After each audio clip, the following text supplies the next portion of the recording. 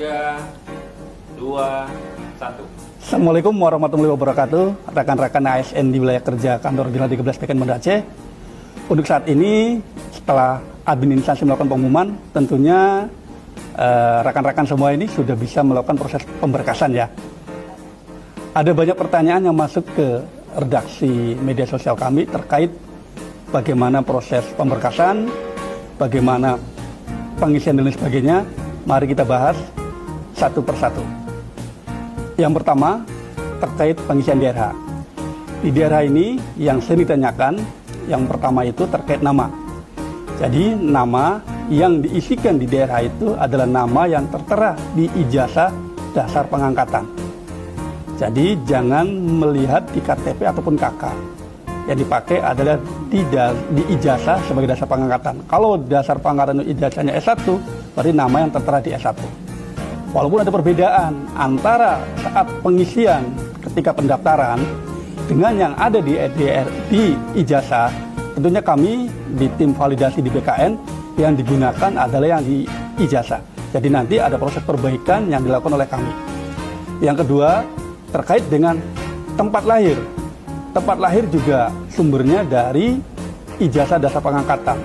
Tetapi rata-rata di ijazah dasar pengangkatan itu tempat lahir adalah nama desa atau kecamatan.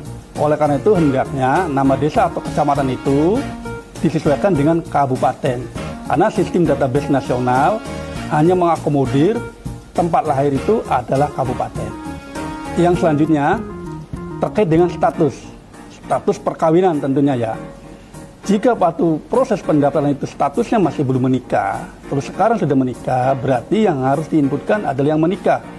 Begitupun juga sebaliknya, ketika waktu pendaftaran itu adalah menikah, terus sekarang cerai, tentunya juga dengan status yang sekarang, cerai ya. Berikutnya lagi untuk pendidikan. Nah, pendidikan ini banyak sekali yang ditanyakan. Pak, apakah perlu pendidikan itu diinput semua? Jadi karena pengisian DRH ini sebagai data awal untuk masuk ke database nasional, tentunya alangkah lebih baiknya diinputkan semuanya. Dari jenjang pendidikan dasar sampai jenjang pendidikan menengah dan pendidikan dasar. Dan pendidikan dasar pengangkatan sebagai ASN. Kalau seandainya pengangkatannya itu S1, sementara kita ada S2, apakah perlu S2-nya dituliskan? Tidak perlu. Itu pun juga ketika dasar pengangkatan pendidikannya itu adalah diploma, apakah sarjana perlu diinputkan? Enggak perlu.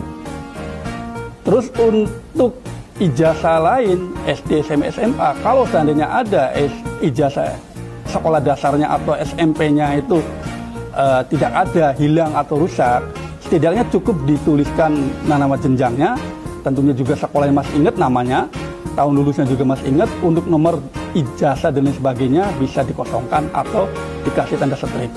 Yang paling utama, yang paling lengkap itu harus diinputkan itu tadi dasar dari pengangkatan, dari ijazah dasar pengangkatannya itu. Baik, rekan-rekan, kawan-kawan semua, itu aja yang dapat saya sampaikan. Mudah-mudahan dapat bermanfaat. Saya doakan tahun 2025 gabung bersama kami di Korps ASN.